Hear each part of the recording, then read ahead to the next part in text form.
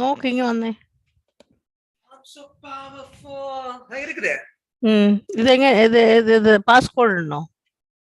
അവരല്ലേ ഉണ്ട് അത്. It's there, mummy. Zoom meeting ഇതിലിട് I've ഇത്. already joined the meeting. அப்படியா?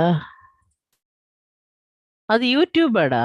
யூடியூப் அல்ல. YouTube live. No, it's not. தாண்டி இது ஜூம் மீட்டிங் வேணும். அதான் இது. Give me a minute. Close. Good evening, Srilata. Good evening. Preeti here.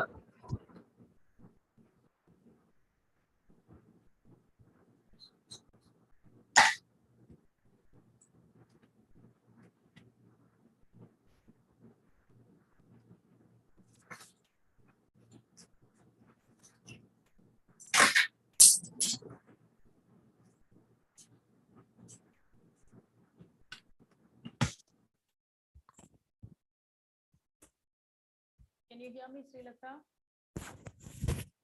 Srilata, can you hear me?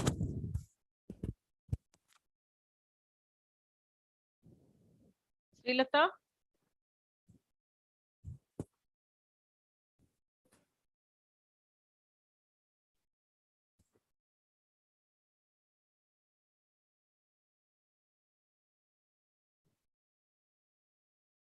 Can you hear me, Srilata?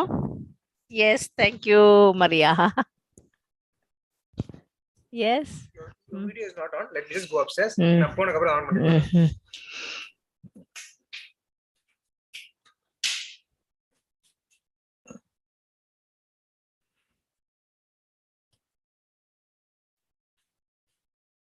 Yes, Maria.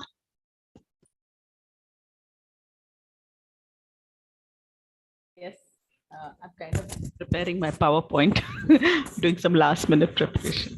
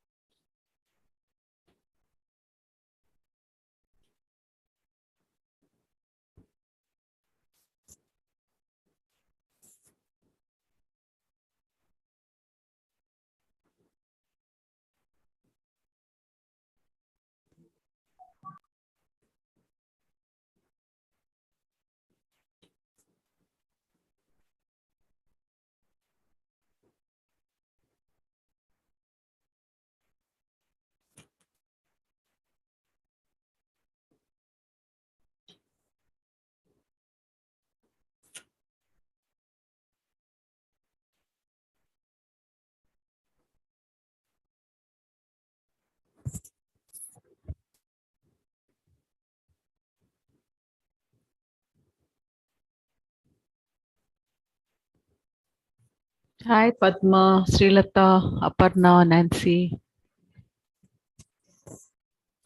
Hi, hi. Hi, Maria. Hi. Right. Hi. Glad you came Oh, along, Padma. good to see Padma join. Hmm. How are you? Yeah. Hmm. Maria, are you back from Kerala? Yeah, came on the 28th, on the evening of 28th. Okay. Uh, Maria, in case I'm not able to sit through the whole thing, I'll leave. Then. Yeah. Hmm. It's nice seeing you. Hmm.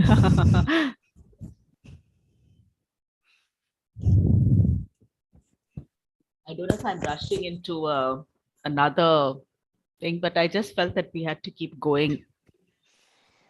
I was looking for something where I could go meet people. So, Yeah, it's year end, and I wonder if people be interested in attending in tandem. Hmm.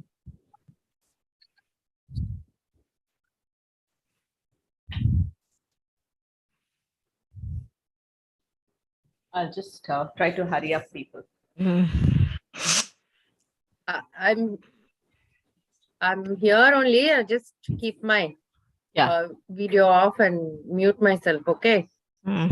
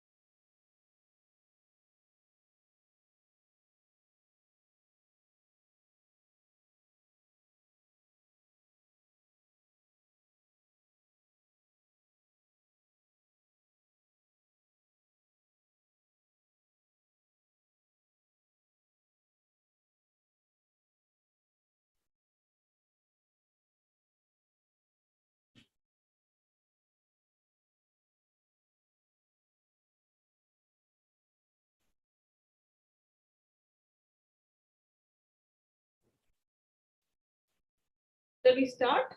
Yes.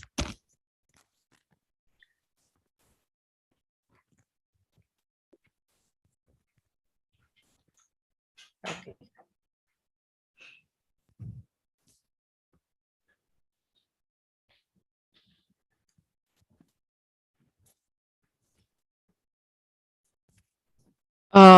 Malar is here. Yes, ma'am, I'm here. Yeah. So there are only 8 of us here, sir.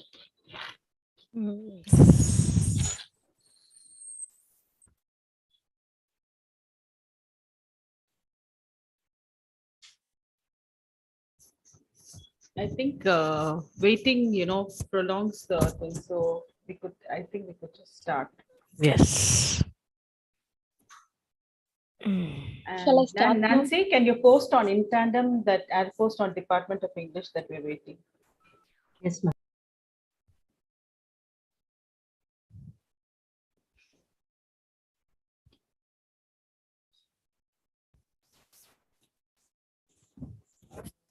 Yeah, we can actually start. Okay, ma'am. Am I audible? Hello? Mm.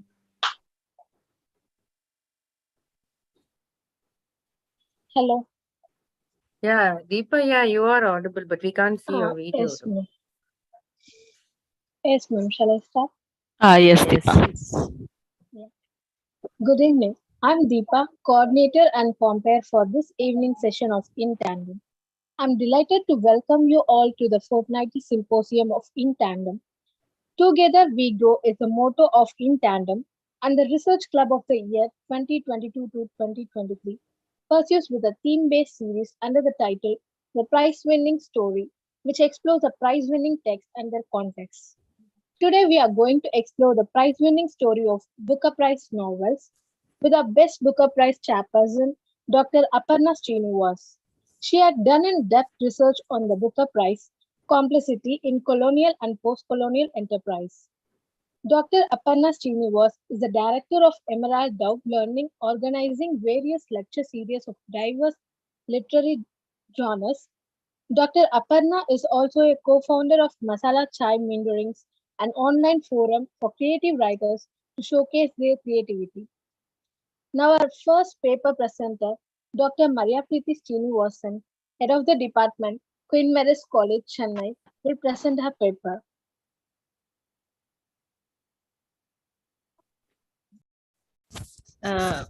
Dr. Aparna, would you like to set the tone for this, or would like me to present straight away? Would you like to offer some opening remarks? Yeah, it's quite fitting. Like we started this year's academic year with In Tandem's uh, first meeting about the Booker Prize, where the theme for this year's In Tandem paper presentations was decided that it would be the prize-winning story.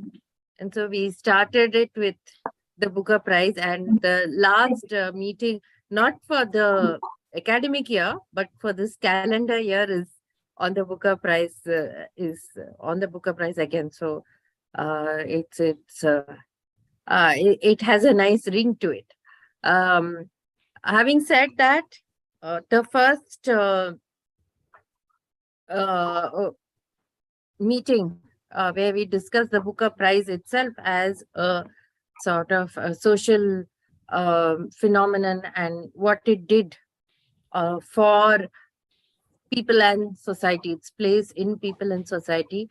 And today we are going a little bit into detail, in the sense we are actually examining. Well, the first first meeting was just had an overall look at what the Booker Prize meant. Today we are looking at two novels that have won the Booker Prize from different continents. One from Australia, The True History of Ned Kelly Gang, True History of the Kelly Gang, and the other one, God of Small Things by Arundhati Roy, set in India. both the Booker Prize has come to stand for a prize that looks at or prizes fiction coming from the former colonies of India, though, I mean, former colonies of Britain, though, of course, it is a lot more than that. But it does have that reputation. And today's paper presentation will represent, bring to fore that aspect of the Booker Prize, where it is seen to award or emphasize writing coming from the former colonies of Britain. And in this case, we are looking at long fiction that is set in Australia, and the other one set in India. Both were former colonies of Britain, very different colonies. Australia was given dominion status, and India had to sort of fight for its political freedom from the British. The processes of history to gain that independent status was quite different in both the locations, and even the colonial experience in both Australia and in India has been quite different. And I'm sure both the presentations and the novels do point to that difference. We understand that difference while reading the novels. So I think with that, I invite Dr. Maria Preeti to present her paper. Australia is like kind of her backyard. She has done so much work on writings coming from that area. Her thesis was dealt with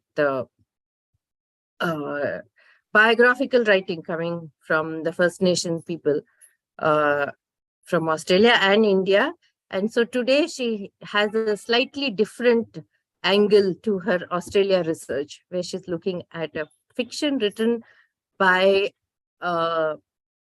what should I say, a person of European descent, let's say, but Australian nevertheless. So Maria Preeti. Thank Please. you. Nancy, I have made you co-host. So in case someone wants to be admitted, I think you can help with that. This actually hasn't been prepared from the angle of the Booker Prize. So I'm just sharing something that I have prepared for as course material elsewhere. And so my focus is on the outlaw hero, and it syncs with the introduction that Aparna gave us about writing coming from the colonies. And we know that, you know, this Peter Carey is a prolific writer, and when my personal take on the popularity of his novels is, I think his novels that are very Australian, and many of you know that Peter Carey spends most of his time in New York. He lives in New York. But what sells is the Australianness of his writings. So if you have to look at, you know, what is very Australian about his writing, you have Oscar and Lucinda, and you have Jack Maggs is about this person who arrives at this penal colony, and it's about a person who so these novels, Jack Maggs and Oscar and Lucinda, are between the Imperial Center and Australia. Peter Carey's The True History of the Kelly Gang presents a different dimension. It's not the Britishness of the settler, but it's about the Irish settler. So Nancy, can you help with admitting people, or is it that only the host can do it? You can? Yeah. Right. And when preparing for this course material, well, I came across this term, the outlaw hero. So it's from a book written by Graham Seal. Uh,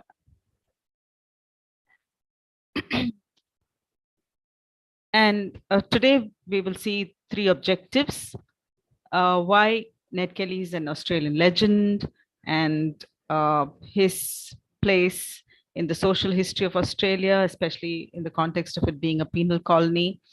And there's also, later on, we'll come to the aspect of gender.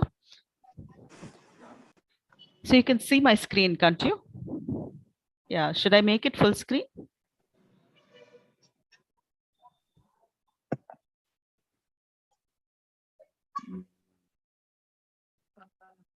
Yeah.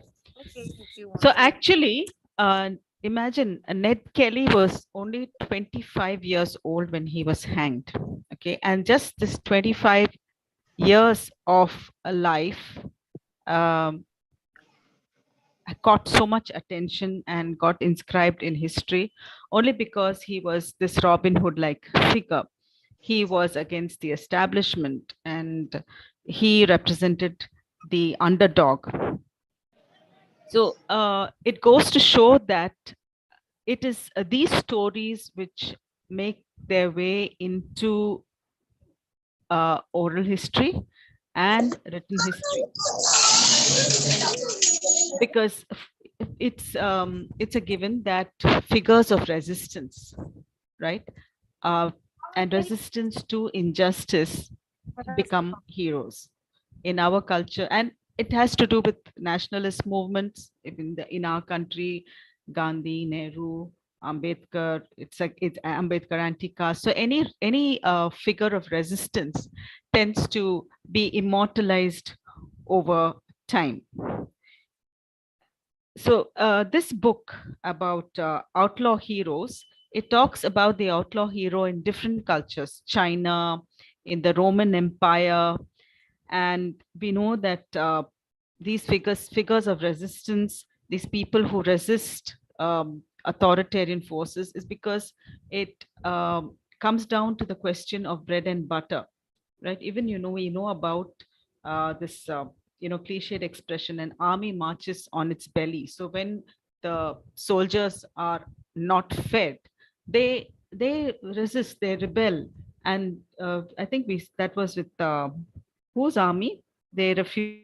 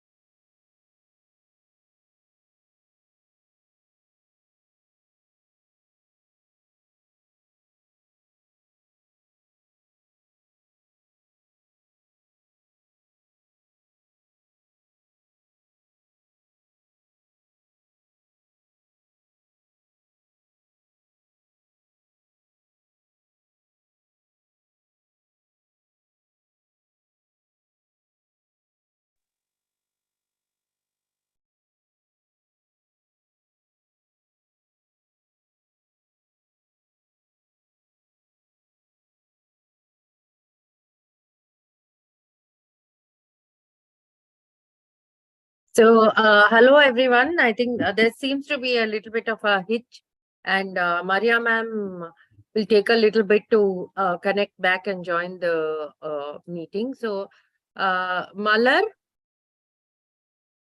are you ready Yes, to? ma'am. Are you ready to present? Can you start Ah, your yes. paper presentation? Yeah. Okay. Then, once you finish your paper presentation, and after that we'll get back to Preeti ma'am. Okay, ma'am, sure.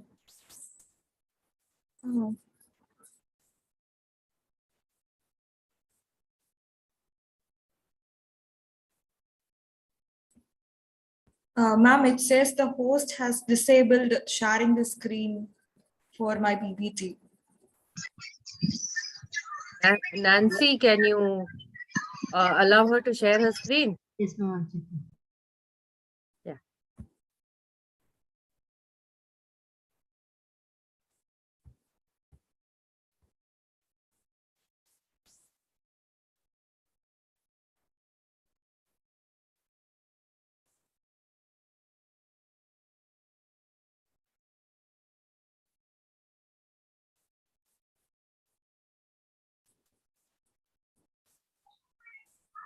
Mala, you can check now. Yes, ma'am, it's working now. Thank you.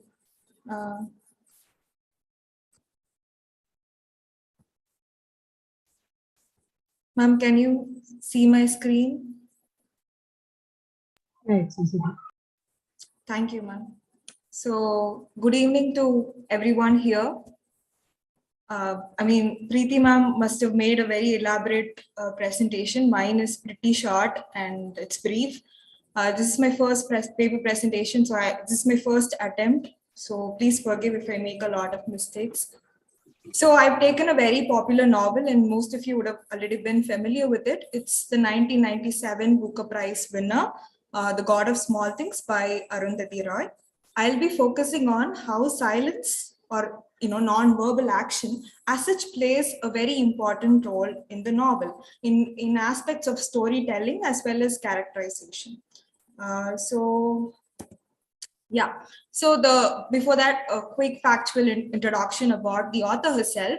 She is the Booker winner in the year 1997 for her debut novel, The God of Small Things, and she was the first Indian woman to win the Booker Prize, and she was the 37th recipient of the Booker Prize. And one bizarre coincidence I found was the novel is set in the year 1969, and the Booker Prize was started in the year 1969. So I found it really interesting. So I've just quoted 2 lines from the novel, which sums up the entire novel itself. I mean, Arundhati Roy wants to tell a lot of things in the novel. She discusses casteism, she discusses party politics, she discusses how domestic abuse works, how sexual assault can impact a person's life, and a murder happens in the end. So it's a lot of things, there's a lot to say. But then this is at the core, it's about these love laws, about who should be loved and how much, and what happens when those boundaries are crossed or broken. So this is the line I quoted, that it really began in the days when the love laws were made. The laws that lay down who should be loved and how much, and how much. So yeah, as I was saying, this novel has a lot to say, but in terms of you might find it really packed when you take up the novel. You might find that the narrative is very winding, and you have multiple characters and multiple narrative lines poking in and out. But then at the end, when you get the larger picture, you will realize how beautifully Roy had managed to weave in a lot of things. And she does this with the help of silence as well. Silence, when I say silence, I mean pauses. The word silence occurs 39 times in the novel. So in the form of pauses, as well as in the way non-verbal actions employed by the characters in the novel. So this is a very general overview. With this, we'll get into the novel, The God of Small Things. Silence in literary fiction as such can indicate a lot of things. It can refer to the mere absence of words. It can indicate or point at a non-verbal action being done by a character. So silence in stories, they do a lot of things. I've just put in 4 important elements. First of all, they build suspense. You take any crime fiction, Agatha Christie or Conan Doyle, these writers, by using silence or employing pauses in their storytelling, attempt to build suspense or drama. As readers, we anticipate, we constantly try to predict what's going to happen. And for this, silence is a very powerful tool. And second is, I've said the word cliffhanger. They leave you hanging. You don't know what's going to happen next. And even in Roy's novel, there is a constant mention of the word terror. The terror, what is exactly the terror, we never know till the end of the novel. Till when you reach the last page, you get to know, okay, this is what she's been talking about for a long time. So, and she does that with the single word terror. Okay, she doesn't say what the terror was, what it exactly meant, but she does it with a kind of a pause between the incidents. And for that, silence is used. And thirdly, it replaces words with emotions. So silence, sound creates a narrative. Sound imposes a narrative. But when you take silence, it replaces words with emotions. It heightens and elevates emotions. Even as readers or audience, we find in a pause, we find ourselves wondering what's going to happen. It elevates the atmosphere of the situation or setting. And finally, it also creates a tone. When I say it creates a tone, let's take Roy's novel, The God of Small Things. There is a lot of bad things happening in the novel. As I said earlier, there is domestic abuse, there is violence, there's a lot of bad things that happen, sexual molestation to a small boy. And in this novel, to create a sort of a grim atmosphere, there's a constant pervasion of this grimness from the first page till the end. And for that, silence has been made use of. And Roy uses it so powerfully.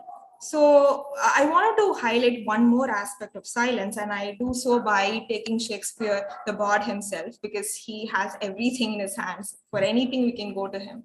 So I've taken Shakespeare's Measure for Measure. I hope most of you would have already been familiar with the story. Even if you're not, this illustration will be easy for you to understand. So when you see the picture, you see a man proposing to a woman. It's the Duke proposing to a nun named Isabella. So see, throughout the play, Measure for Measure, we see no hint of romance between them. We do not anticipate or predict such a proposal, romantic proposal for marriage happening between the two characters. But in the end, it does happen. And you're left hanging there. Shakespeare ends the play at that.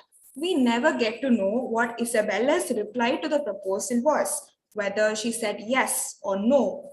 We never know. The play ends at that. It leaves us hanging. It leaves the audience, the readers hanging. The Shakespeare ends the play with silence. And a critique, Emma Smith, she calls this silence, the silence at the end of Measure for Measure, as the most enigmatic silence of Shakespeare. And I would agree with her.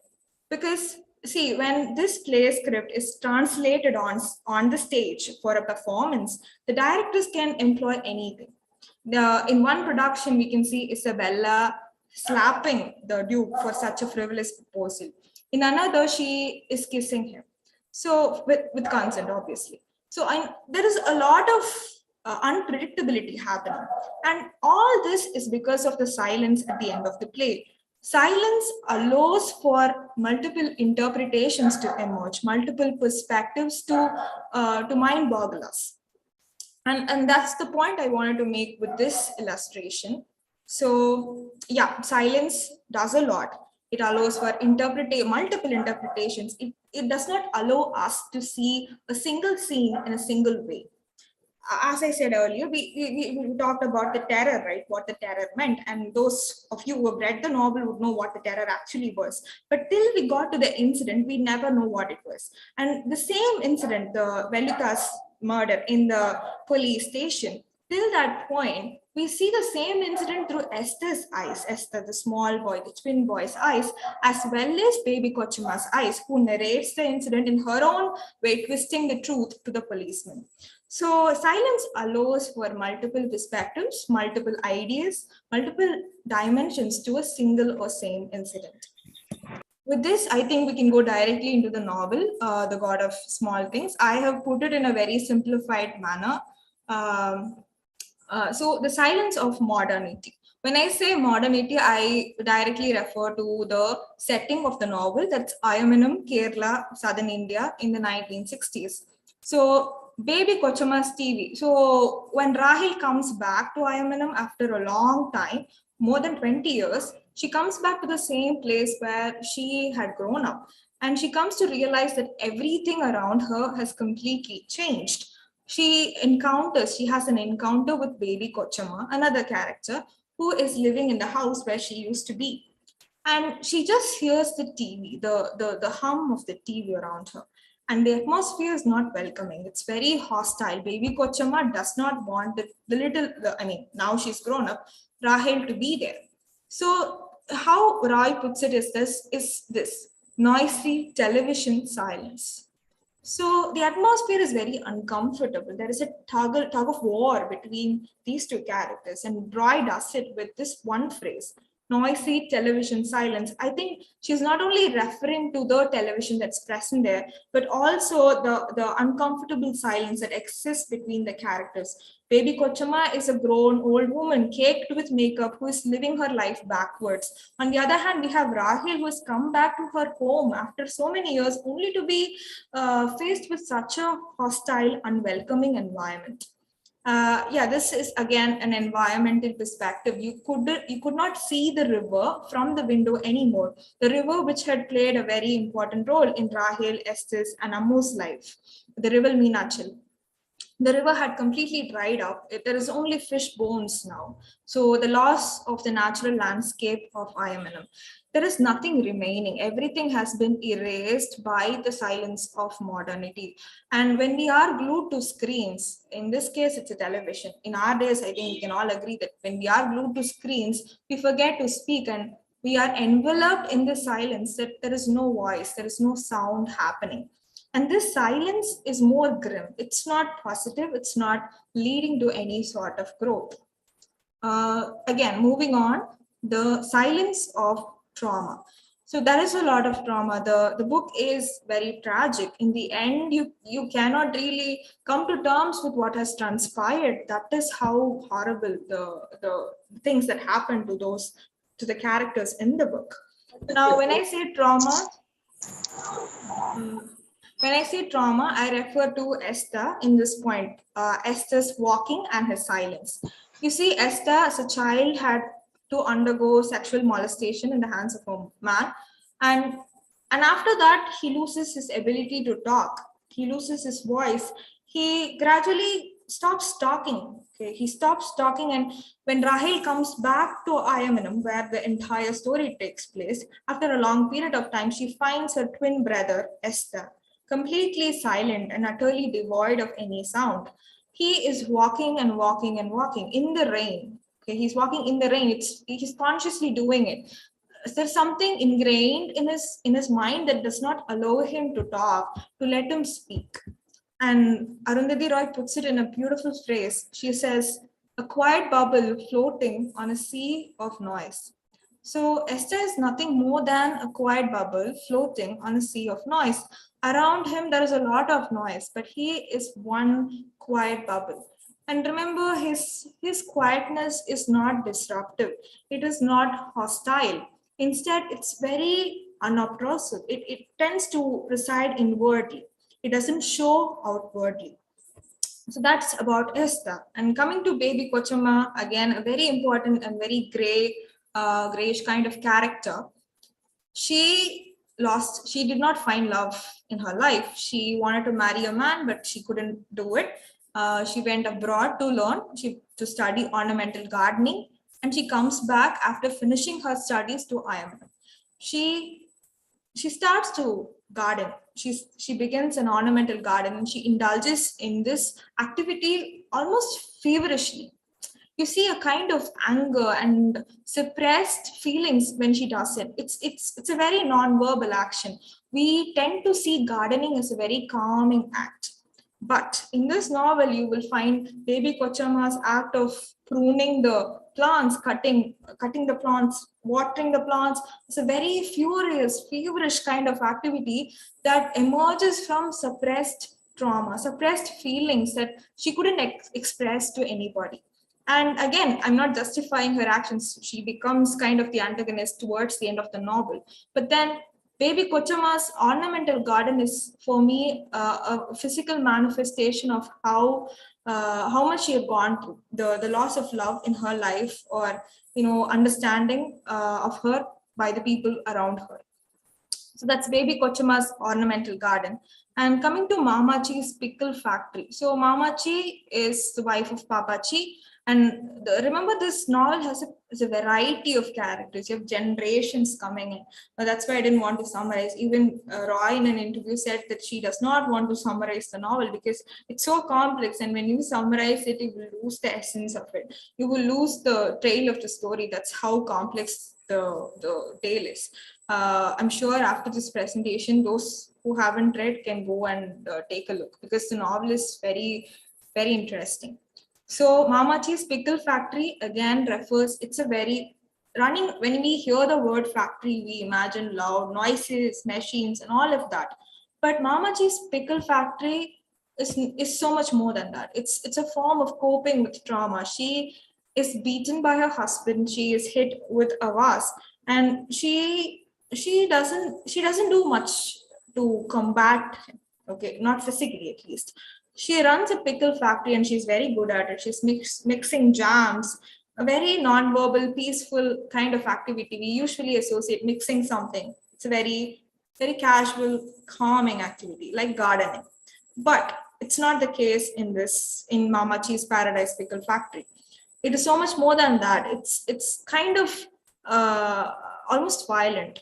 It's more than that. The factory it's larger than life. It's larger than Mamachi or anybody around it. It's an act of protest. It's an act that's very silent. It's not loud. That's not abrasive. But again, it tries in its own little way to come out of the trauma, at least for Mamachi. So we come to the most important character, Veluta, who is the lover of Ammu. And Veluta is from the lowest caste and Ammu is from higher caste. She is a Syrian Christian and she falls in love with Veluta and both embark on a romantic affair, which leads to the death of Veluta in the end. And that is the terror summed up in one line. But Veluta is if you read the novel, you'll find Veluta is not talking a lot. He resides in the background. You always know his presence because most of the characters seek him, earn for him, Esther, Rahel, and Ammu.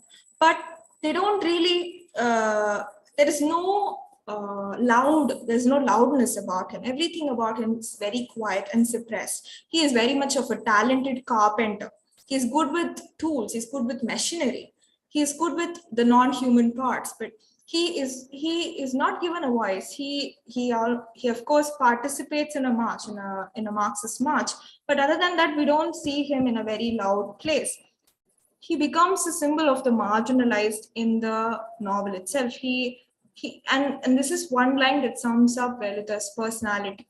The quiet way he offered suggestions without being asked, or the quiet way in which he disregarded suggestions without appearing to rebel. There is this constant fight in him that is not loud, but very quiet. As Roy herself puts it, the quiet way in which he offered suggestions, it's a point of coming forward without even being asked to do so. It's a point of protesting. I mean, falling in love with Ammu, knowing that she is a Syrian Christian, he cannot marry her, because they both belong to the opposite poles. I think that in itself is an act of rebellion. And it's not a very loud act. It's not a public act. It's a very private act. And he possesses a quiet fortitude that enables him to do that. His quietness is all pervasive. And even in the end, he's beaten to death. And we don't really see his response. We don't get to see him. There's only this physical body language there that tells us how much pain he's suffering from. And these are the two quotes that I want to talk about. These are from the book. As a silence, it's a form of protest or escapism. So both relate to Esther. And he is the most silent person in the entire plethora of characters. The silence gathered its skirts and slit. like Spider-Woman up the slippery bathroom wall. So this line comes when Rahel comes to visit Esther, and Esther is sitting in the bathroom washing his shirt. So it's almost the silence escaping when the twins meet. The twins, after a long point, they've been through a lot, and they meet at one point of time, and they realize that, meeting each other makes the silence escape. That's how I see it. The silence gathered its skirts and slid like Spider-Woman up the slippery bathroom wall. So this is the first one that happens in the first few chapters of the novel. And the second quote that I've mentioned here, the inspector asked this question. It is at the police station where Lita has been arrested for indulging in the affair with Ammu. Esther's mouth said yes. Childhood tipped out, silence slid in like a bolt. Someone switched off the light and Velita disappeared. So basically, this is how, the innocence leaves and silence slips in like a bolt. And that's a very perfect image for how silence, it's very discreet and secretive, but then it's there. The inspector asked this question. So the inspector is basically prodding Esther to say yes, and he has been blackmailed already by baby Kochama. So he is going to say yes. We as readers know that. And when he says yes to betray Velita, which eventually leads to his death, childhood tiptoed out. Silence slid in like a bolt. Someone switched off the light and Velita disappeared. So we see this. We see silence playing many roles in this novel. And it takes the form of submission, it takes the form of protest, it takes the form of anger. Rao uses this phrase, unmixable mix, in terms of indicating to Ammu. She is a mix of both the tenderly caring quality towards her children, Esther and Rahel. But on the other hand, she's also deeply dissatisfied with her own life. She is divorced. She's living at her parents' house. She's never gotten what she wanted. And when finally she gets to love a man, he's taken away from him. So there is anger there in that silence, and there is protest in Velita, which we already talked about. And Esther's, it's way more complicated. It's not mere submission. It's a lot more than that. We see him walking. We see him walking in the rain. We see him. A silence surrounds him. It envelopes him in its embrace. And in the final union between Esther and Rahel, it finally comes to an end, probably. So yeah, that is all I wanted to share. So thank you. I hope I did little justice to the novel.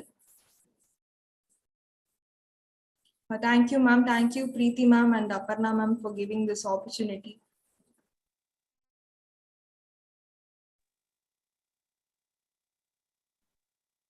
Thank you, Malal. Thank you, ma'am.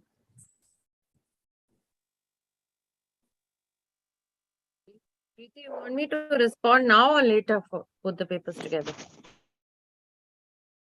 Yeah, I think you can respond right away. And then Yeah, after so- my paper.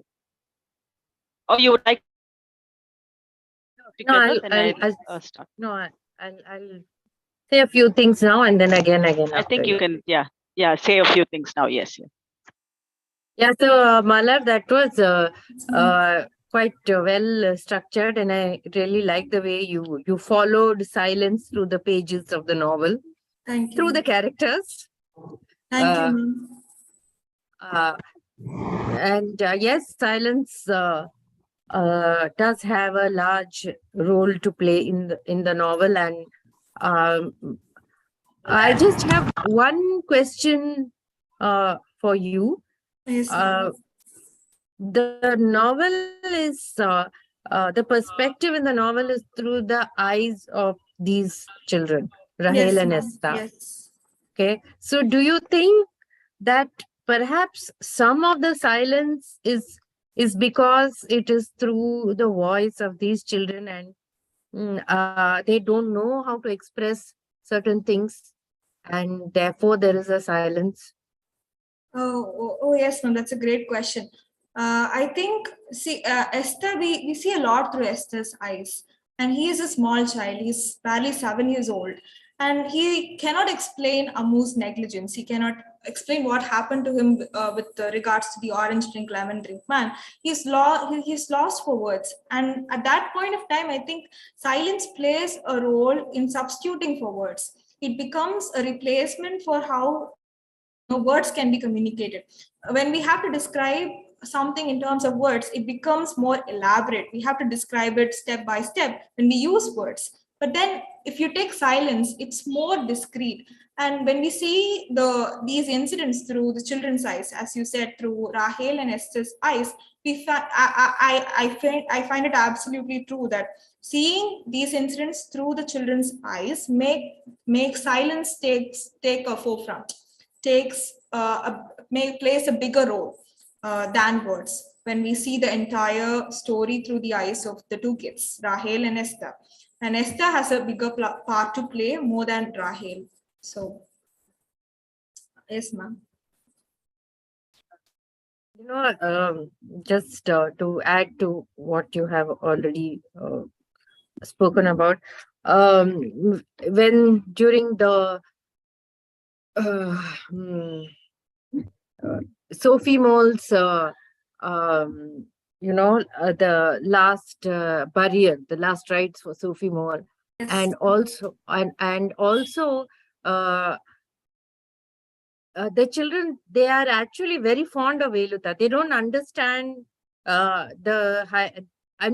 they perceive the hierarchy, and they will follow certain behavior, but they don't understand the implication of it. And they are very fond of Veluta. And and so therefore when Esther says yes, and he, even though he's a child, he understands in some way the implications of that one word, yes. And that too, I think, has a role to play in this saga of silence, shall we say. Yes, ma'am, absolutely.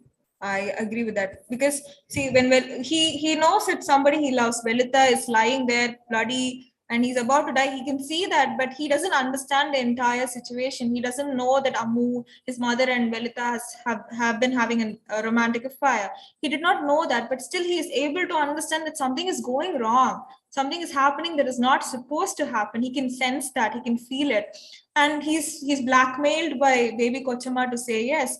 He's forced to say yes. And at that point of time, and after that, I think even the regret holds on to him. Because only later on he comes to know that this has happened. This is why I've said yes. So, and that hits him fully. And I feel that plays a part in him becoming silent as well, ma'am. So thank you, Malar. And so, Preeti, we are ready to listen to your paper. Thank you, ma'am. Yes, I'm ready. Am I echoing since I'm logged in from 2 devices? No? Okay. Can you hear me? Yes, ma'am. Yeah.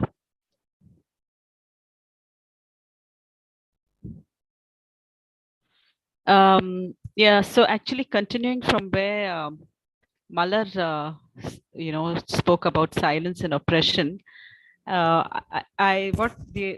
expression that comes to my mind is talking with your fists. And silence is, of course, because of oppression and silence, and it fits in well with post-colonial theory, and post-colonial theories theorizes so much on silence, absence as presence, and silence speaks, and the subaltern voice and all these things. So when I try to see how the two papers connect, the outlaw hero speaks with his fist, speaks with his gun, right? And that's what we see in Ned Kelly. And we had come to that part about why why Ned Kelly is iconic in Australian history. So actually, when you look at places in Australia, they are named after explorers, Leichhardt, Wentworth, stations and locations, stations on the railway track and places. So now colonial administrators, they immortalized, they had this glorious narrative of exploration and the nation. But you also have this resistance to colonialism, colonial domination, and all the unfairness that was there. And I came down to talking about Ned Kelly's Irish ancestry and how his Irishness went against him. In terms of oppression in Australia, we always look at it in terms of the black-white binary. But this book by Peter Carey is an eye-opener to racism that is based on the age-old rivalry, the age-old hatred between the British and the Irish being the underdog. And there are so many cultural productions of Ned Kelly. So there is, the way we have Pauline Selvan or so many of our stories, there are many cultural productions of the same story. Why are there many cultural productions? Because it is engaging the imagination of so many people. So we have Douglas Kelly's play, Douglas Stewart's play. Then we also have a song by Johnny Cash called Ned Kelly, which I'd like to play at the end of the presentation. And then there have been 5 films on Ned Kelly. So you can see that the first one was a silent film. It was the first film that was ever made. Very interesting to watch. It's available on YouTube.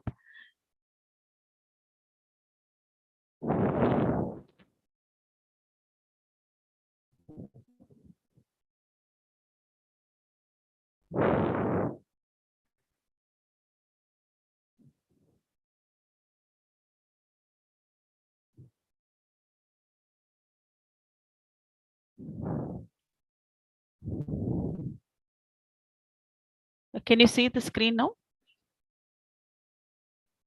Yes? Yes. Yeah.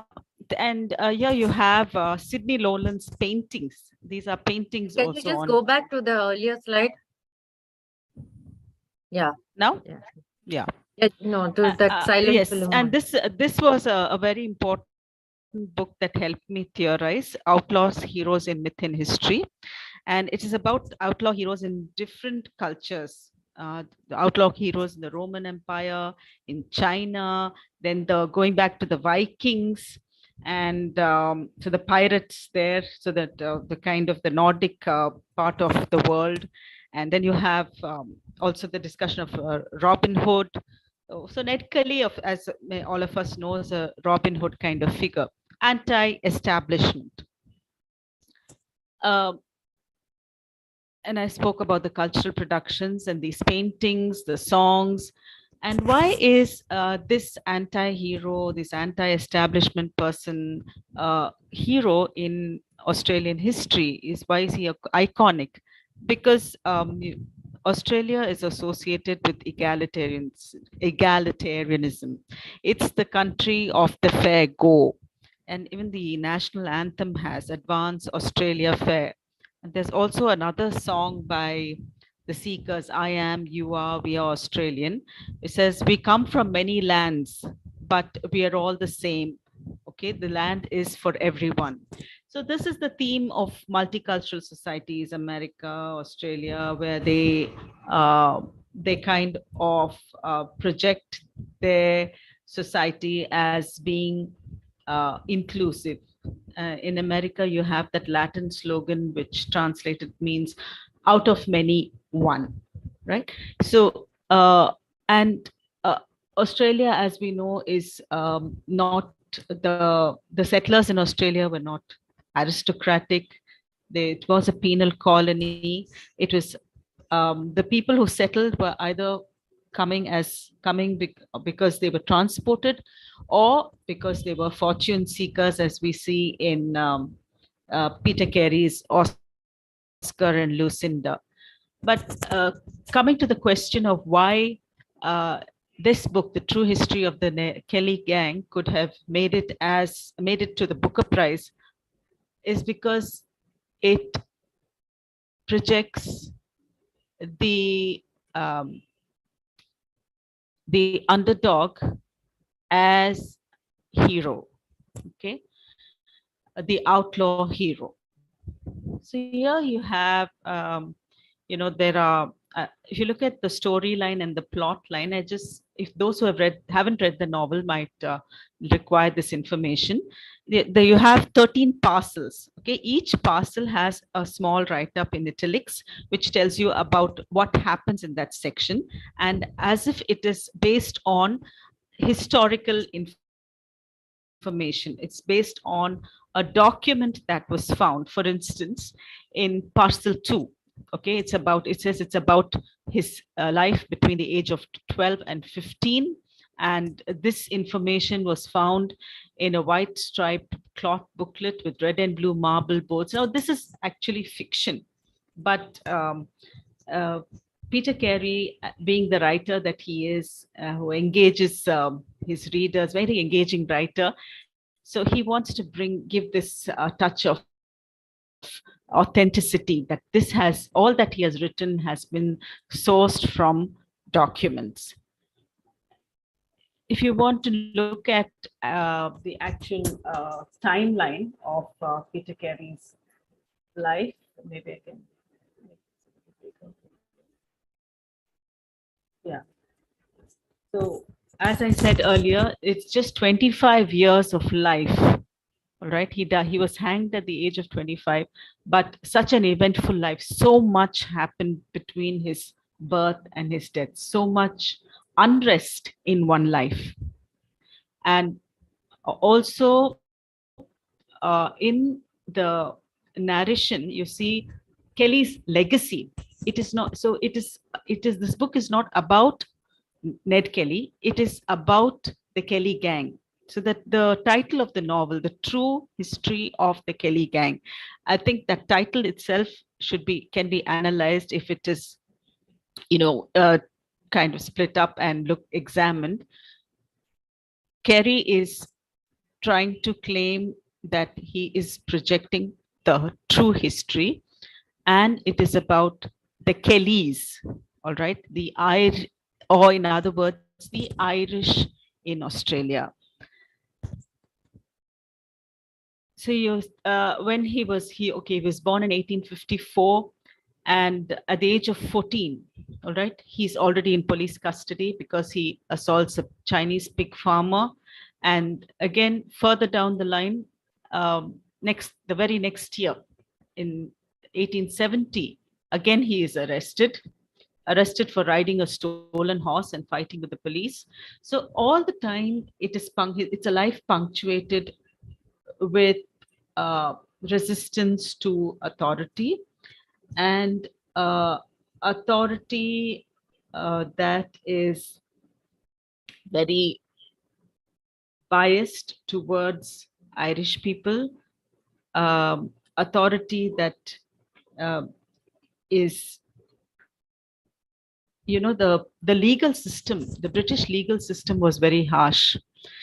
People who were transported to Australia, as many of us know, were transported for petty crimes, petty theft, because the prisons in England were overflowing. They were put onto these ships, and ships actually in actual terms destined for nowhere, and loaded onto ships with the premise that these ships could be wrecked on sea, and these lives could be done away with altogether. And if they had the good fortune to make it to the South Pacific, they did. So these are lives that were written off, lives that were designated for, if not for the gallows in England, designated for destruction on the sea and in the land that they were transported to. So then 1878, he goes into hiding because he's accused of assaulting an officer. So the first major event is the firing at Stringy Bark Creek, the encounter with the police, okay, at Stringy Bark Creek. And then they rob a bank at Eora in 1878.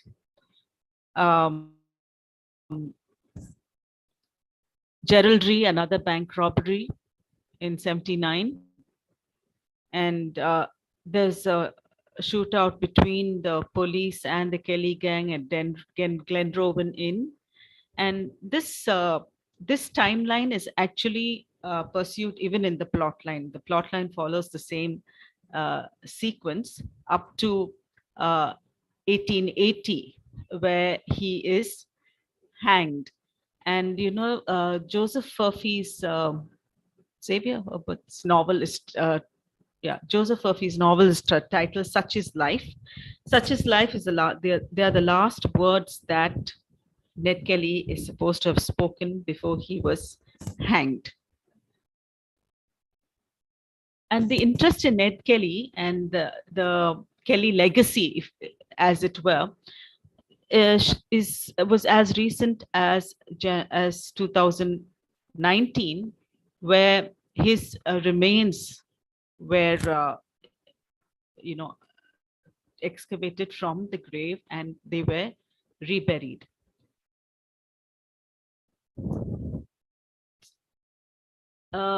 So I was talking about the plot line and the timeline. So actually, we were talking about how he has written it as if he's based it on documents, and each parcel that he presents to his readers is based on a document in real life, which is not actually the fact.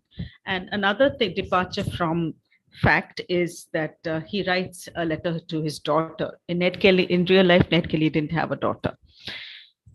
And here he says, "Dear daughter, you know, I never had no proper education at Avenel. I would have to be there with my sixpence each Monday morning, except when my father were in lockup, and then my mother must be granted a certificate of destitution. From the time we went to Greta, I had no school at all. So there are much better educated men than me to write the story of our robbery." So this is just, the kind of appeal that Peter Carey makes as a writer. This brought to mind the idea of Shakespeare's sister, right? Virginia Woolf writes about Shakespeare's sister. So creating or fabricating or a woman personage that might have been in his life is a kind of truth-telling.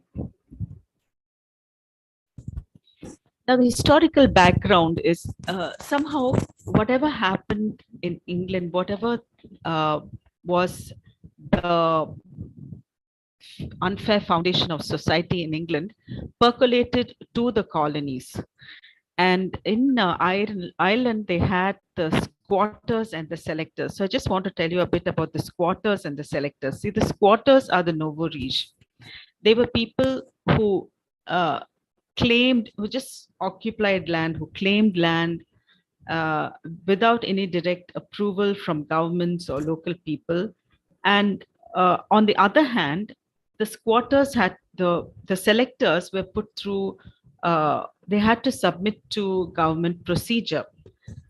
But it is the squatters who were more wealthy than the selectors. And there is this aspiration to become, to make a life for oneself in the land of to which one is deported, by acquiring land, cultivating the land, and building one's life from scratch, which you see in many of the Australian novels like Craig Kenville's The Secret River. And but in the process, the obstacles that they encountered with authority made it very difficult for selectors to actually raise their heads and become economically independent. So in parcel one, you see that, there's this upbeat moment where they, Kelly's father, little Kelly's father is in jail, but his mother brings the good news that they have got land and that she's going to use that land and bring the family up. But we know down the line that she is constantly harassed by the police for brewing liquor, and she has to grease their palms. She's not able to make ends meet as she dreamt. The Duffy Land Act was an opportunity that helped selectors to acquire land and to prosper. But because of, Kelly's father's being in jail, Kelly's father's drinking, somehow they didn't utilize that opportunity. So you see that fate also plays a very important role in this narrative. That's what makes a story so heart-wrenching, because even if you see in Shakespeare's plays, even when opportunity knocks on people's doors, or even if you see in Tess of the D'Urbervilles, when there is some scope of happiness coming into people's lives, fate plays spoil sport and messes up the destinies of people. So here they have a stroke of bad luck, and so the Irish. So we always see the Aboriginal people as the underdogs of Australian society, or Black people, colored people. But here, this narration shows us how much the Irish have had to suffer, and that's what made the Kellys and Ned Kelly that kind of figure of resistance that they have turned out to be. So you look at the names of the policemen also. You have O'Neill, O'Leary, Fitzpatrick, lots of Irish names. And interestingly, though the constables and police were themselves these people with an Irish ancestry, these bush rangers, like the Kellys, were sought after, were harassed, were chased, were bullied by probably their own kin. And and you know that in every oppressive system, there is a very uncanny way of intimidating, of instilling fear, of instilling an inferiority complex. So Sergeant O'Neill keeps reiterating to this family. He comes as a visitor, he has a drink with them. So there's this very ambiguous equation. There's a kind of friendliness. At the same time, these constables who visit Ned Kelly's mother, they are figures of authority. So they have to be appeased, and they are people who could make life miserable for them. And he insists that little Ned Kelly be told that his grandfather was transported to Van Diemen's Land on account of killing a landlord. But the family history has it that his only crime was stealing a pig, and he was transported for that. So this story about the narrative about his stealing a pig is more, it could be closer to the truth. And the account that comes from authority is that he was rebellious to a landlord. Anyhow, either way, they are punished for rebellion. So he says, the memory of the policeman's words lay inside me like the egg of a liver fluke. And while I went about my growing up, the slander wormed deeper and deeper into my heart and there grew fast. I've already spoken about the Irishness of the police. And this this again goes back to the kind of relationship that was there in Ireland between the agrarian classes and the Royal Irish Constabulary. So it is an extension of the agrarian protest in the 18th, 19th century in Ireland, and that sort of carries over into Australia. So here, so the position of disadvantage that they had way back in Ireland is the same position of disadvantage they have as squatters in Australia.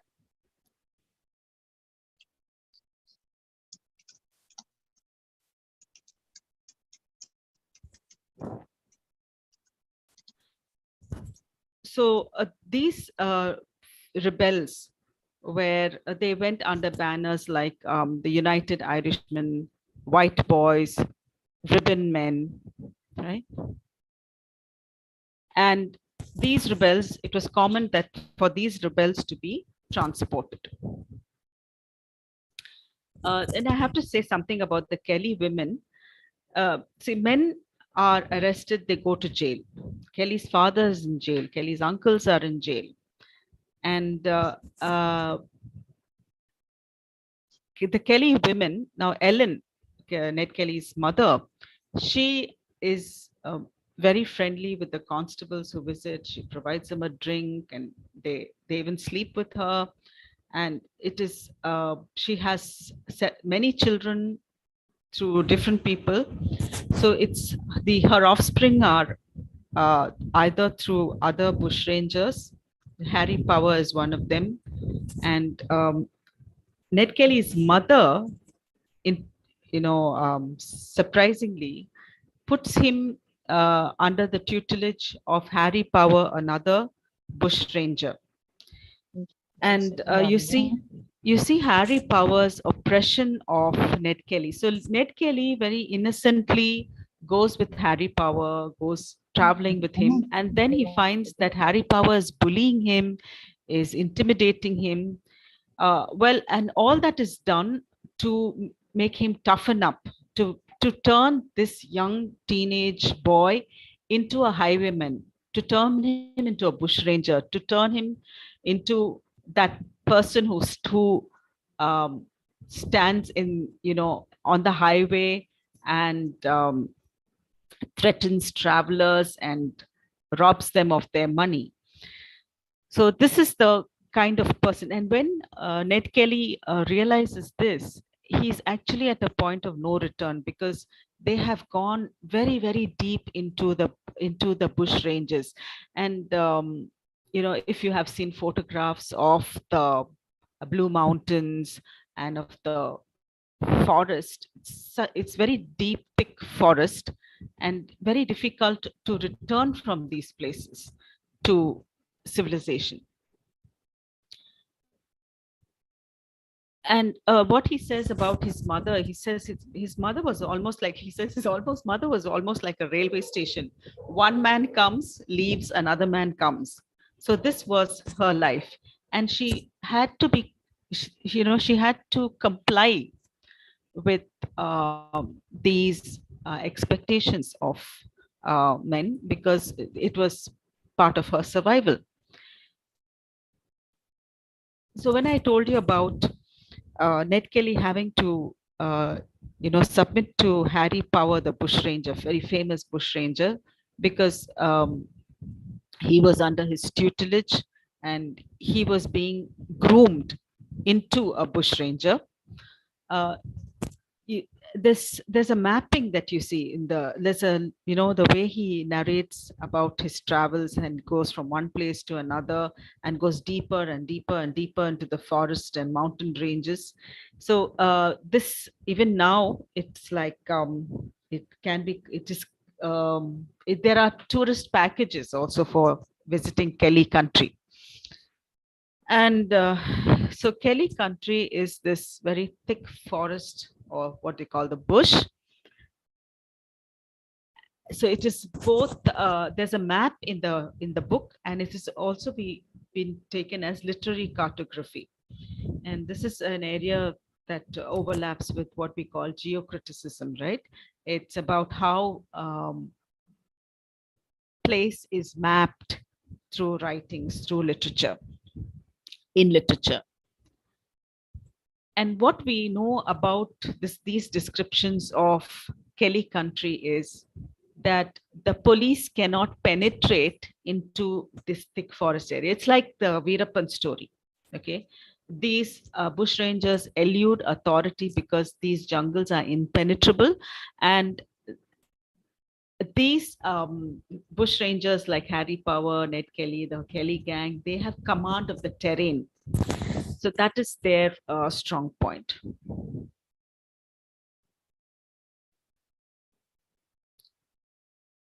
Then another thing that we see in, I told you that we set out with 3 objectives in this presentation. One is to see Ned Kelly as the outlaw hero, and the other is to understand the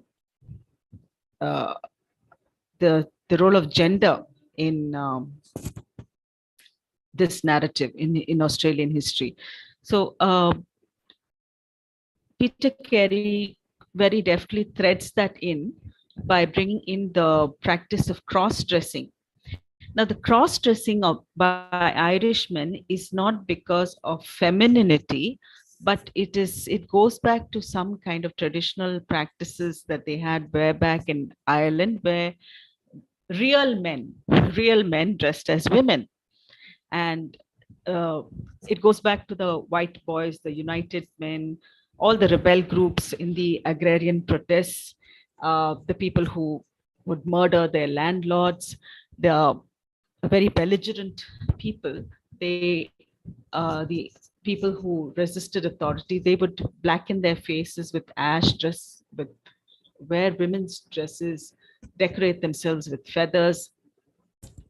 Ned Kelly, in this narrative, falls in love with an Irish girl named Mary Hearn, and Mary Hearn narrates the story of why the Irish men wore women's dresses. So especially in this story, Peter Carey's The True History of the Kelly Gang, when they are running away from the police, they wear women's clothes, right? And they cover their face with ash. Ned Kelly, as a little boy, remembers seeing his father. He just has a brief, in a flash, he sees his father go past them, and he is dressed as a woman. And this actually irks him. And way down the line, when he meets Mary Hearn and he hears about this being a practice in Ireland among their country folk, he realizes that it is not about being effeminate, but rather it is a kind of assertion of their manhood. It is on one hand a means of escaping. It's a disguise, but it is, if it has to be traced to its roots, and the practice is traced to its roots, it goes back to a kind of act of defiance.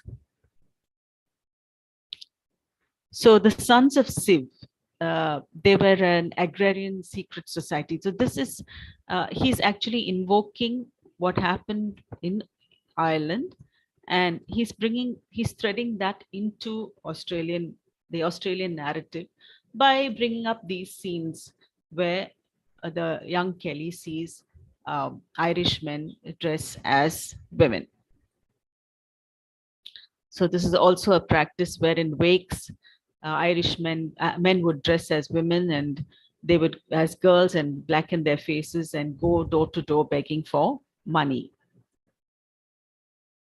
The wake is, when a person dies, they have the wake for a few days. And in that, probably they needed money for a funeral, and they went around collecting money for it.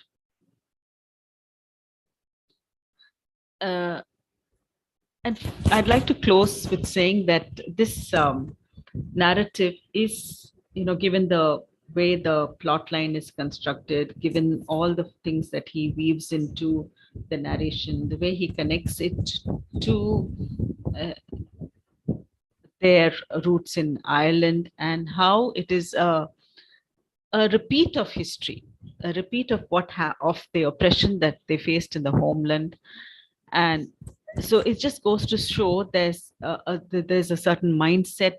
There are social norms. There are ideas of governance that get replicated in a land as remote from the homeland and being located in the South Pacific, yet the hold of the imperial center is there.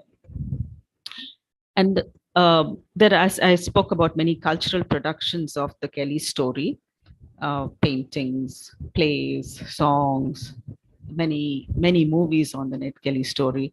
So these are all acts of memorializing. So if you visit many towns and cities in Europe and even in India, where in all these colonial societies, you have a statue of a sculpture of a soldier with the words, "Lest we forget." We have war cemeteries. And one of the basic texts of memory studies is Astral Earl's Memory in Culture. So in this book, one line that stood out for me was, "Remembering and forgetting are two sides or different processes of the same coin." So remembering. So remembering it again. So putting it together again, reconstituting, okay, is an act of assembling available data that takes place in the present. So I think that is what Peter Carey has done. I think the book was published in 2000.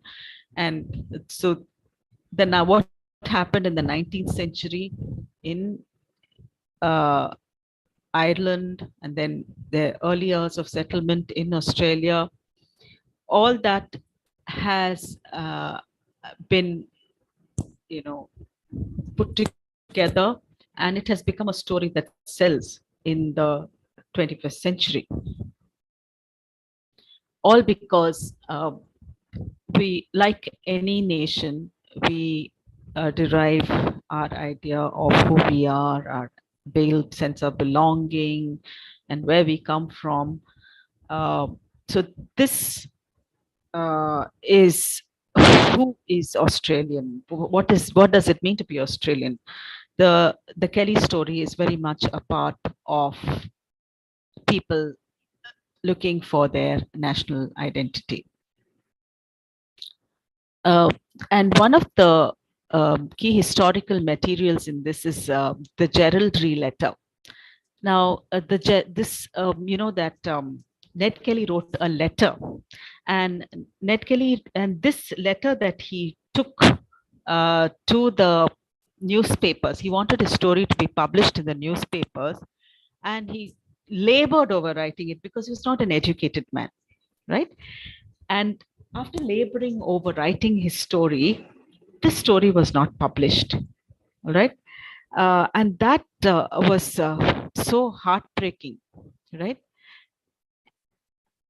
So, so you see, on one side, Ned Kelly is into armed resistance, and the thing about Ned Kelly that everybody speaks of is Ned Kelly's armor.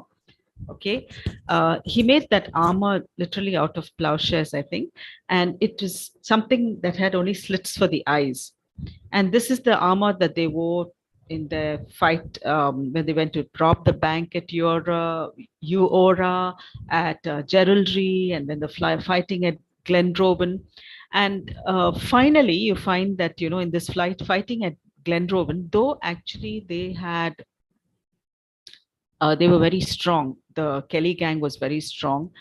They were betrayed. They were betrayed by someone whom they trusted.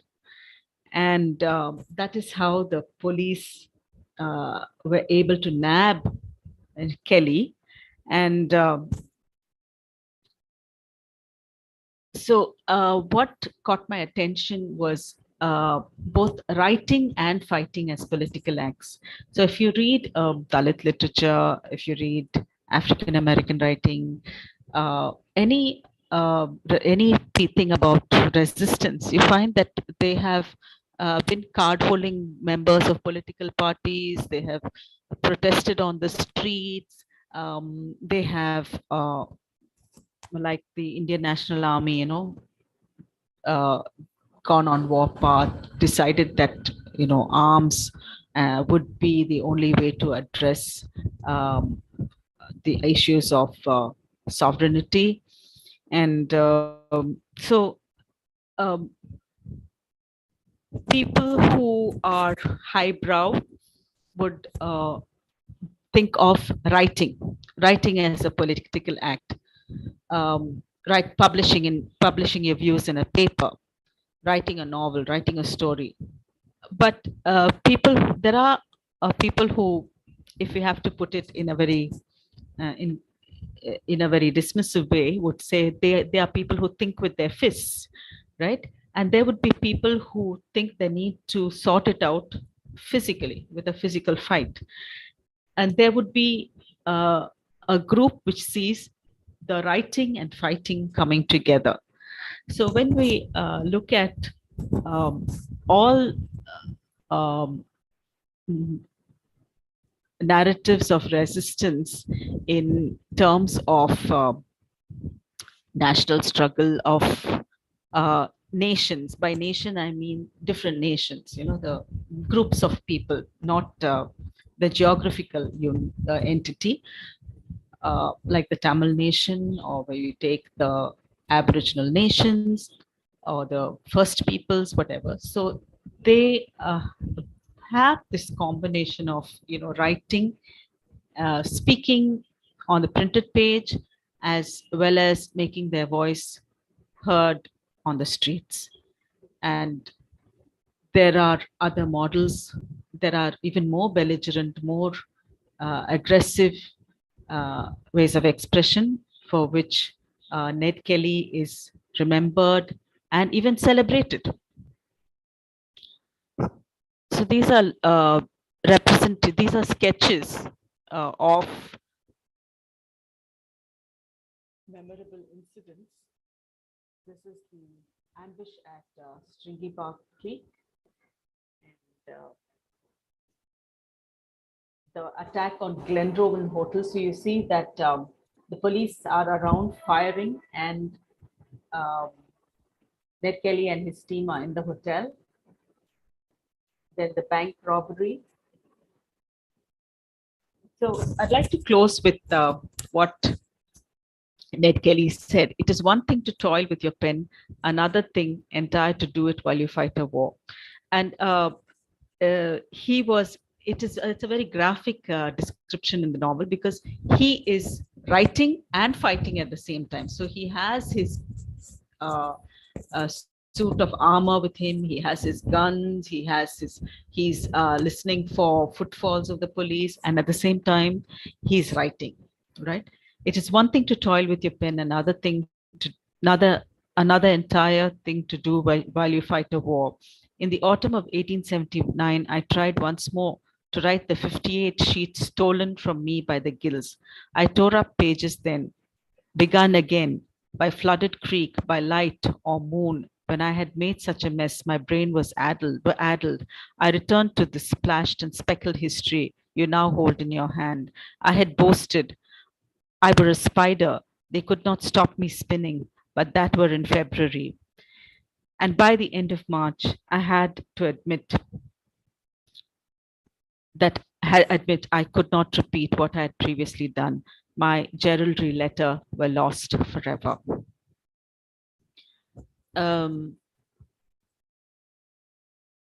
So there is a copy of the Geraldry letter in the museum, Victoria Museum. Now, but there was an attempt to botch up that letter. So what I want to bring to our attention as we wind up today is that there are many forms of resistance that that align and come together in the process of liberation. Before I take questions, so I'd just like to share Johnny Cash's song. So Johnny Cash is an American singer, country singer. Many of us know him as an American country singer. But on his visit to Australia, what caught his attention was Ned Kelly. And he wrote this song about Ned Kelly, which I'd like to share for you now.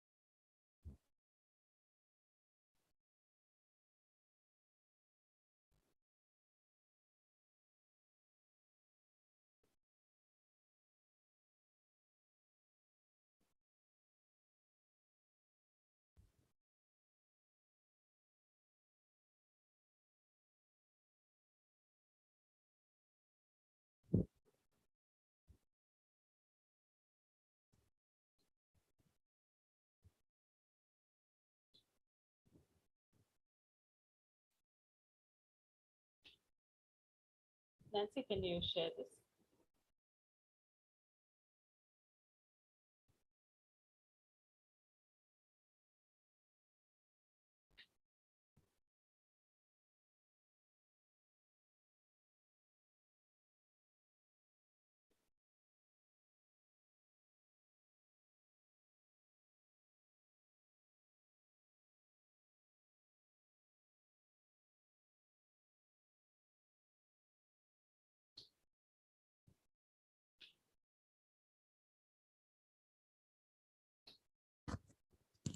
Nancy, please share.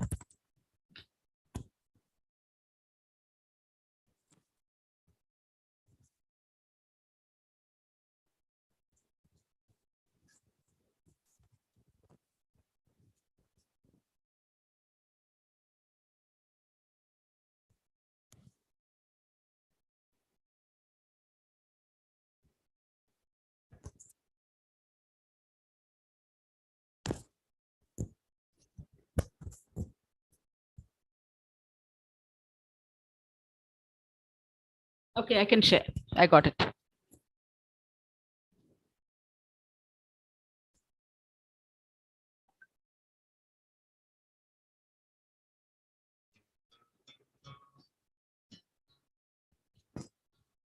In Australia, bandits are an outlaw called the Bush Ranger. One of Australia's most infamous Bush Rangers is a man named Ned Kelly.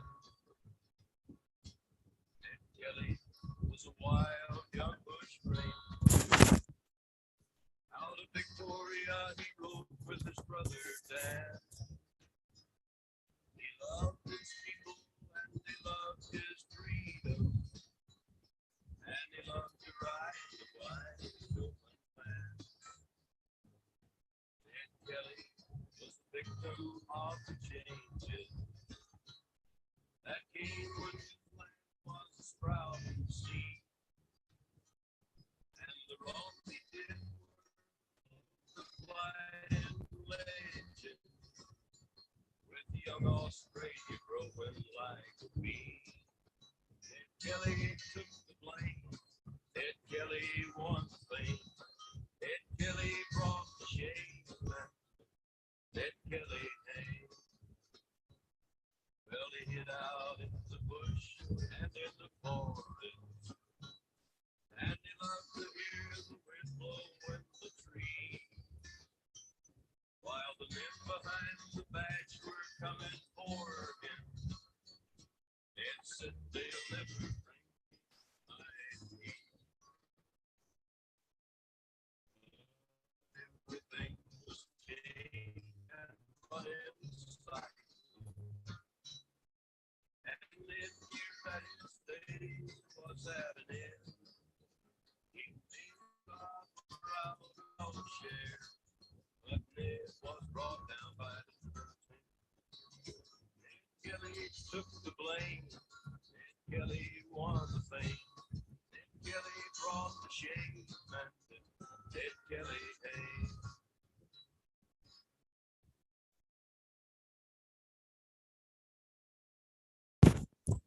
Thank you. Yeah, so thank you, Preeti, for a very detailed look at true history of Kelly gang. And I should say, like in the spirit of tradition, I mean, in the spirit of writers like Ben Okri and Kerry Hume, the literally the land, Ned Kelly land, there's no distinction between your body and the Kelly land. You know, it's become an extension. And also in the spirit of the Aboriginal attitude towards their place. I should say that you have really entered the skin of the land of Ned Kelly. So thank you so much for that. Just one or two observations to add to whatever you have already spoken about. You did talk about the equation between the Irish and the British administration that was out there in Australia, and this it was just to put the whole thing in a larger context. I think we all know about it, and I'll just repeat it just for our own sort of understanding. So while this was, there were a lot of Irish settlers in Australia. Some of them had come as criminals, but many came as free settlers also. So the Quinns, that is Ellen Kelly's family, they had come as free settlers, whereas Ned Kelly's dad had come for some petty crime. So that is also one equation that plays out in the novel.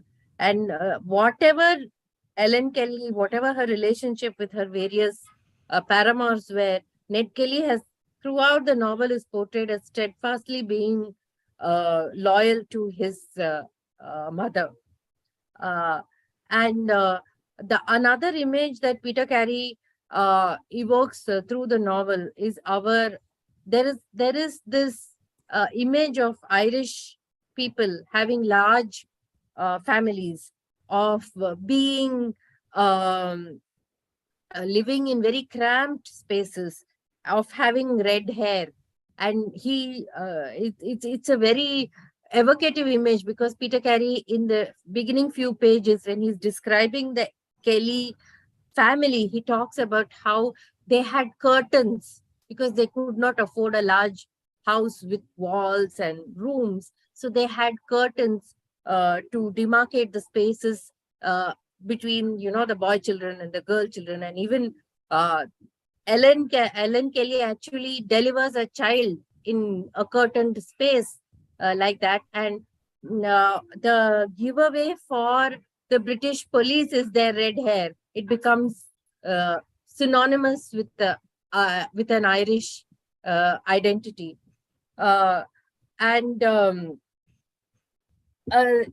the Irish, though of course here right now we are talking in the context of Australia, but to understand the Irish and the British conflict, the Irish have always claimed that they have found it very difficult to explain their own position vis-a-vis the British power to the larger world, because they are also white, but they historically they were the first colony of Britain, because their colonization started in the 1500s when with the Commonwealth, with Thomas Cromwell, and who made it an official policy to he encouraged English lords to go and settle down in Ireland, and the Irish gentry, or the upper class, the noblemen, the Irish noblemen, were literally just thrown out of their lands, and they were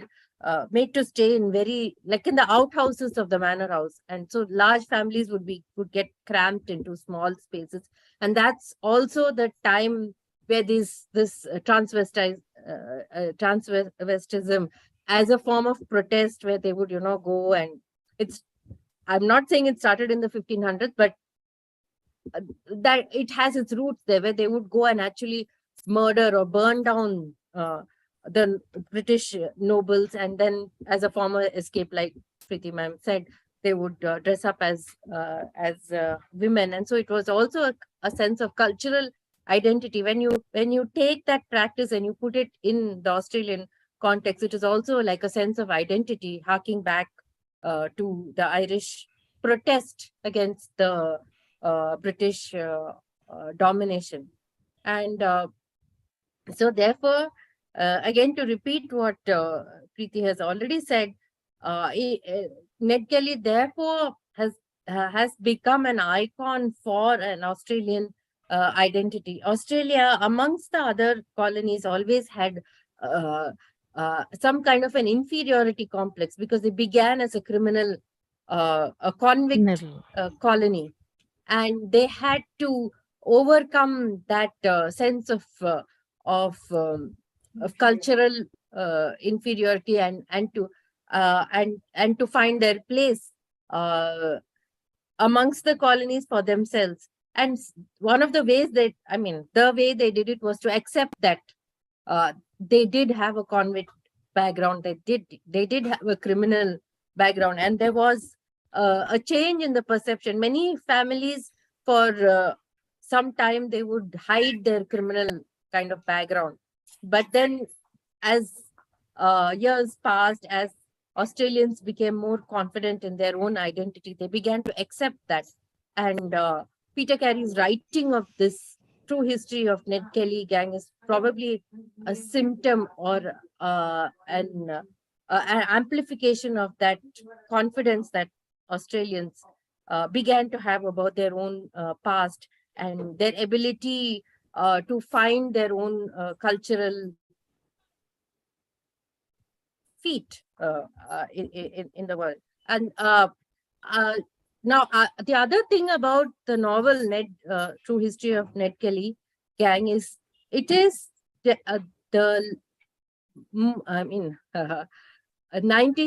most part of it is from like a white settler point of view, with absolutely no perspective of an Aboriginal identity. But there is one very, very brief mention, especially when the Kelly gang is being tracked, and the policemen use the expertise of the Aboriginal people to track them. And I don't remember the exact details, but I think the first time they are able to escape being tracked by the Aboriginals, but it is the second time that they do get caught. What I found interesting was that the land and the knowledge of the land and the terrain had all traditionally, or let's say in a has always been the domain of the Aboriginal people. But here it is the Kelly gang that use that same knowledge of the terrain to hide themselves. And so therefore the Kelly gang is kind of an in-between in between, what should I say, structure between the Aboriginals and between the British power, where they are trying to find their own space to live amongst these two kind of ends of people, of domination, of hierarchy. So that I found very interesting. The other thing is, which the note in which you ended about writing and fighting. Throughout the novel, True History of Kelly Gang, Ned Kelly is trying so hard to get his story heard. He writes to newspapers. He tries to cultivate journalists. And in fact, in the novel, his downfall at the end is because of that weakness, that he feels that he wants his voice to be heard. And I forget the name of the character, but he's in that pub.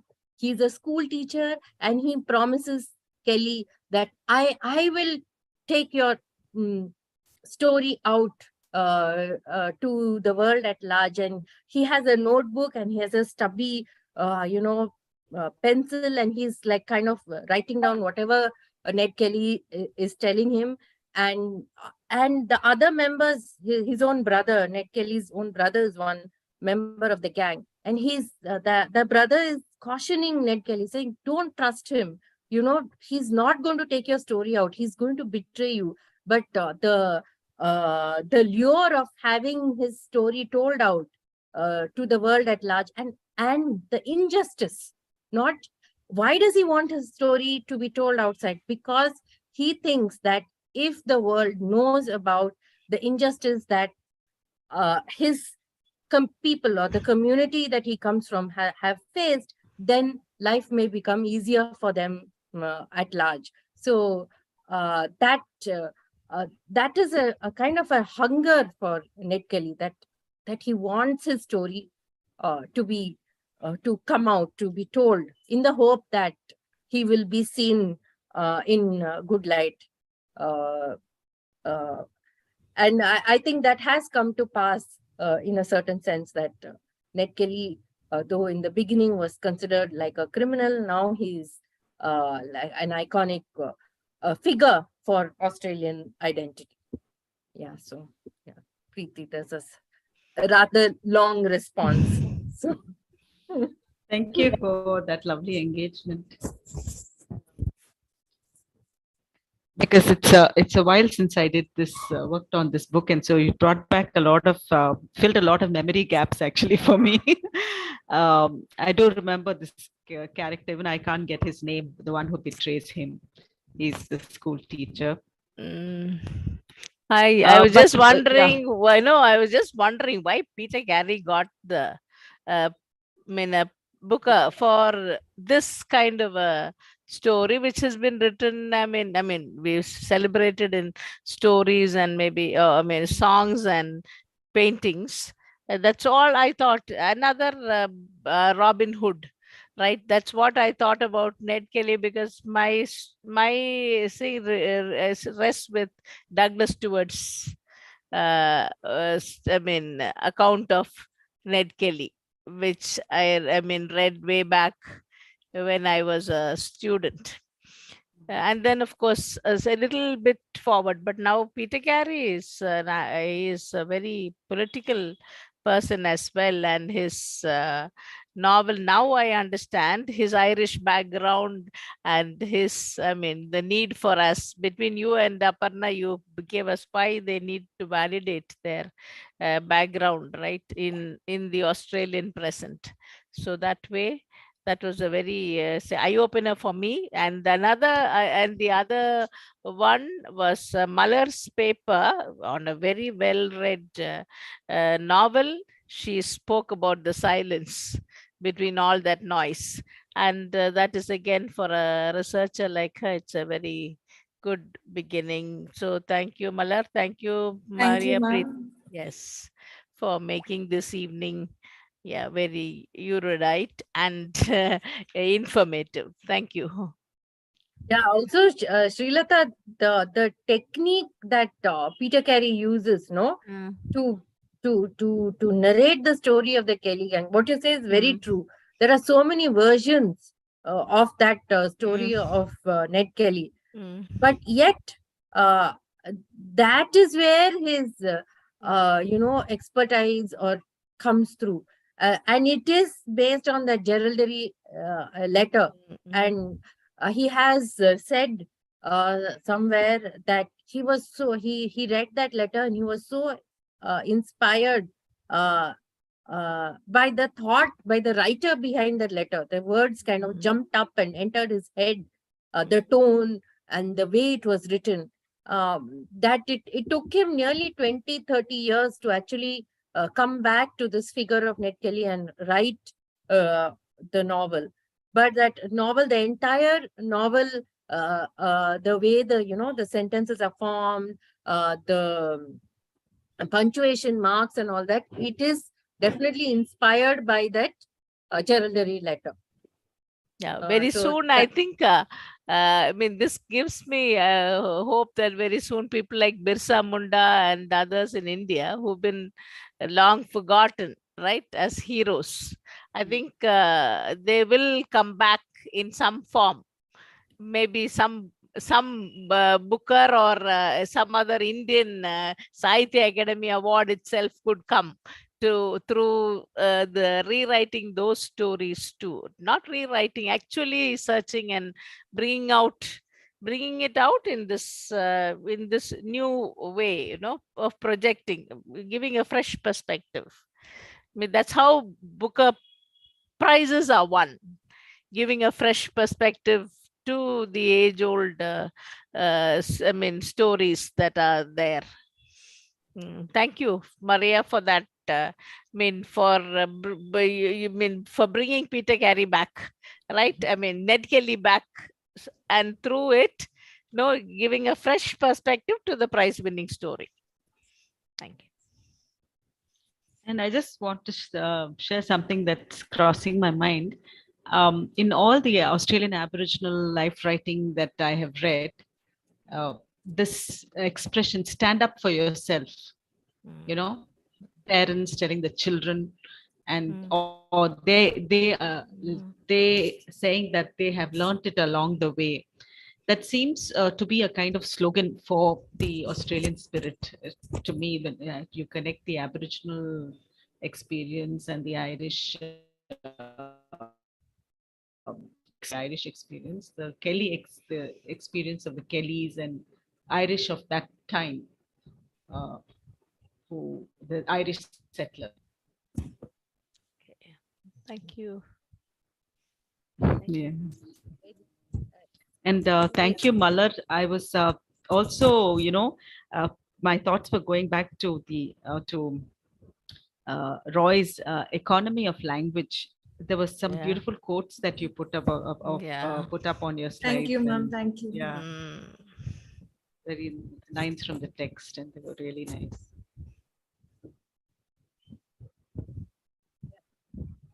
anybody else want to respond? Of course, you can put your comments in the chat box, or you can unmute yourself and respond. Please feel free to do so. Yeah, not necessarily a question, just an observation.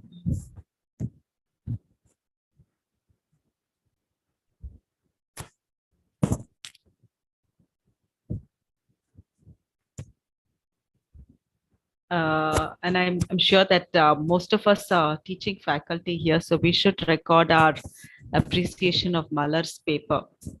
So please put your comments in the chat box, because that was an excellent paper, and I think she did extremely well. She presented very well. Yeah, very cogent presentation. Yeah, very Thank you, cogent, ma'am. very Thank well. you for the opportunity as well.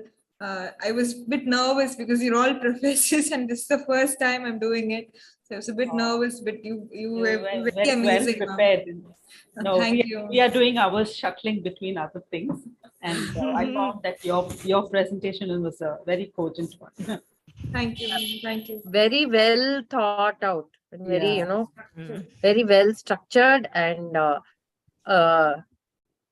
one of the things, okay, this is sorry to, go back to like a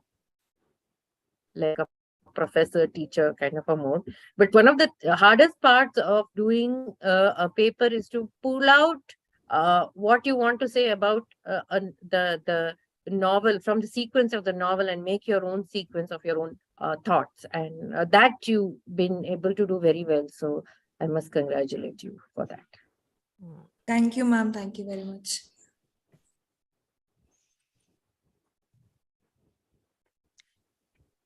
Maybe we can wind up. Yeah. Yeah.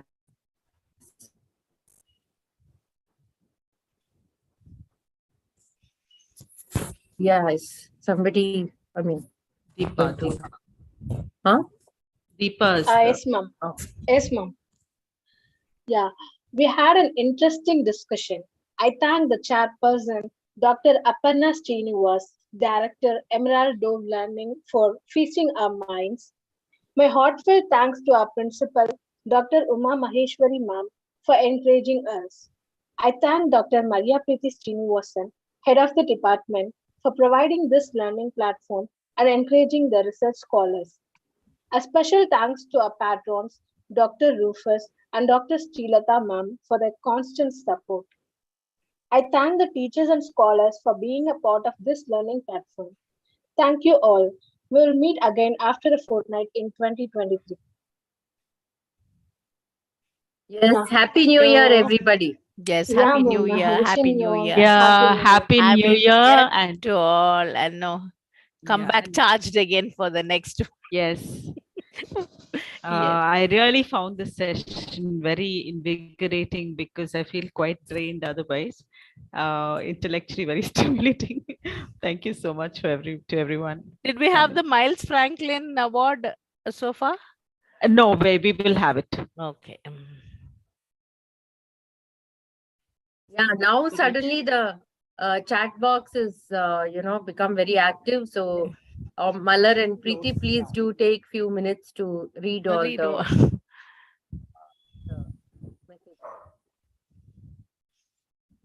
Yes. Thank you.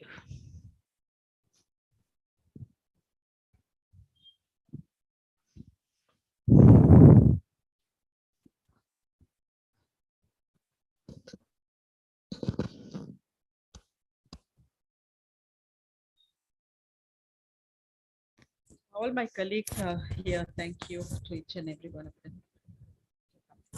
Yeah. Thank you, QMC. Thank you, Preeti, for giving me this opportunity to be with like-minded people. And just for your information, my mother, who's an alumna of Queen Mary's College, sitting here next to me, listening to me. I have always said that I always feel very happy to be part of Queen Mary College events because my family has a long association. Many people in my family have passed the portals of that institution. So, Yeah, please convey greetings from Queen Mary's to her. And I think love of alumna will never, of the college will never leave the alumna. And our invitation to her to visit our college. So, maybe for a game of Scrabble. yes, definitely. If she comes, I mean, when she comes to Chennai, definitely. I'm planning a Scrabble session for seniors. So they can all come and have some fun.